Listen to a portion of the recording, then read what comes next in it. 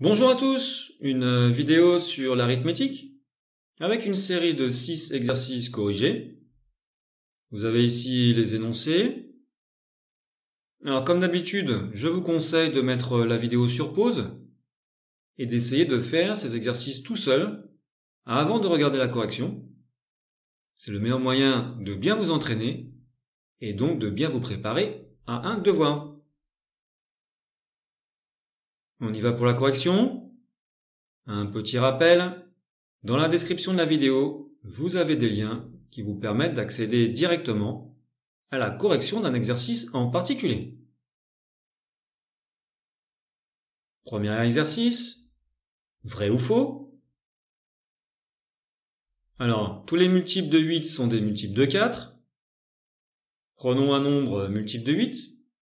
Eh bien, on peut l'écrire sous la forme 8 fois quelque chose. 8, c'est 4 fois 2. Donc en fait, ce nombre, on peut l'écrire sous la forme 4 fois quelque chose. C'est donc un multiple de 4. C'est vrai. Ensuite, tous les diviseurs de 5 sont des diviseurs de 15. Eh bien, les diviseurs de 5, il n'y en a que 2, puisque 5 est un nombre premier. C'est 1 et 5. Et effectivement, 1 et 5 divisent 15. C'est donc vrai. Ensuite, tous les diviseurs de 55 sont des multiples de 5. Alors, un diviseur de 55, eh bien 11. Et 11 n'est pas multiple de 5. C'est donc faux. Après, tous les diviseurs de 15 sont des diviseurs de 5. Eh bien 3 est diviseur de 15. Et 3 ne divise pas 5. C'est donc faux. Tous les multiples de 4 sont des multiples de 8. Eh bien on va tester. 2 fois 4, 8. 8 est un multiple de 8. C'est 8 fois 1. 3 fois 4, 12. Eh bien non, 12 n'est pas multiple de 8. C'est donc faux. Exercice 2. Donnez tous les diviseurs de 64 et 48. Eh bien, on va décomposer 64 avec des multiplications, avec le plus petit nombre, 1, 64 pour commencer. On a donc 1 le plus petit diviseur et 64 le plus grand diviseur. On continue, 2 fois 32, donc 2 et 32 diviseurs. 3 fois ça marche pas, par contre 4 fois ça marche, 4 fois 16. 4 est diviseur, 16 est diviseur. Et puis on a 8 fois 8, donc 8 est diviseur. Pour 48, on fait la même méthode. 1 fois 48, donc 1 et 48 sont diviseurs. Ensuite, on a 2 fois 24. 3 fois 16. 4 fois 12.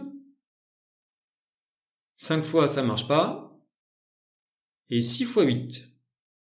Cette fois, ça marche pas, donc voici tous les diviseurs. Exercice 3. Donnez le plus grand multiple de 12 inférieur à 75. Alors, 12 fois 6, ça fait 72. Et 12 fois 7, ça fait 84. Là, on a dépassé 75. C'est donc 72.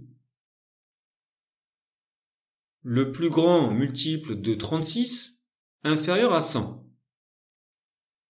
36 fois 2, 72. 36 fois 3, 108. Là, on a dépassé 100. C'est donc 72. Après, il nous faut un multiple de 9, le plus petit supérieur à 1200. Multiple de 9, donc divisible par 9. 1200, si on fait 1 plus 2 plus 0 plus 0, ça donne 3, c'est divisible par 3. Et nous, on cherche un nombre divisible par 9. Donc, on va rajouter un 6. 1206. 1 plus 2 plus 0 plus 6, ça fait 9. 9 est dans la table de 9. Donc 1206 est divisible par 9. C'est un multiple de 9 et c'est le plus petit supérieur à 1200. Après, le plus petit multiple de 14 supérieur à 710. Si on fait 710 divisé par 14, on trouve 50,7 environ. Ce qui fait que 14 fois 50 nous donne 700 et 14 fois 51, 714. Il faut être au-dessus de 710. Le plus petit, c'est donc 714. Exercice 4. Peut-on trouver un nombre premier compris entre 200 et 210? Alors on va écrire tous ces nombres.